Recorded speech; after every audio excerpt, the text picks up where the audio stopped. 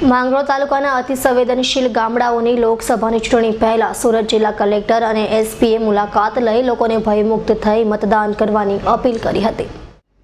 હાલમાં લોકસભાની ચૂંટણીની તારીખો જાહેર થતાની સાથે જ રાજકીય પક્ષોની હિલચાલ વધી ગઈ છે અને ચૂંટણી ટાણે મતદાન બૂથ પર ભાંગફોડિયા તત્વો મતદારોને લોભ લાલચ આપી તેમજ ધમકાવી મત મેળવવાના પ્રયાસો કરતા હોય છે।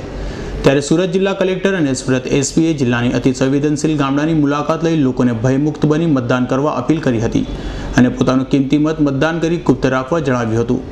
અમે કેટલાક ગામો આઈડેન્ટિફાઈ કર્યા છે। અમે જેટલા પણ છે અમે બધામાં જઈશું એવા ગામો પણ છે અથવા અમે જ્યાં ના જઈ શકીએ તો એવામાં અમારા 100% ગામોમાં અમારી ટીમો જવાની છે। ત્યાં પીઆઈ અને મામલતદાર જશે, કેટલાકમાં ડીવાયએસપી અને એસડીએમ જશે।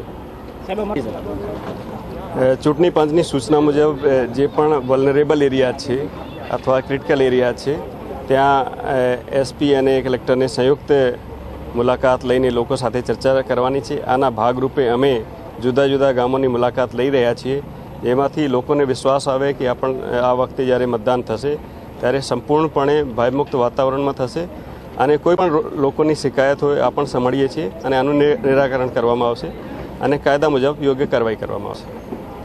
જે અતિ સંવેદનશીલ ગામડા છે ત્યાં આગળ અમને જે પણ ગામો લાગ્યા છે કે આ ગામોમાં મુલાકાત લેવા જેવી છે, સારી રીતે માહોલ ઊભું કરવા માટે અથવા તો લોકોને એવું લાગે કે એમને વિશ્વાસ આવે એ મતદાન સંપૂર્ણપણે નિષ્પક્ષ રીતે થશે એવા ગામોની અમે મુલાકાત લઈ રહ્યા છીએ। સુરત જિલ્લાના પાલોદ, ભાતકોલ જેવા અનેક અતિ સંવેદનશીલ ગામડાઓની મુલાકાત લઈ કલેક્ટરને સુરત જિલ્લા એસપી પ્રદીપ સેજુલે લોકોને સમજ આપી હતી અને લોકોને ભયમુક્ત બની મતદાન કરવા અપીલ કરી હતી।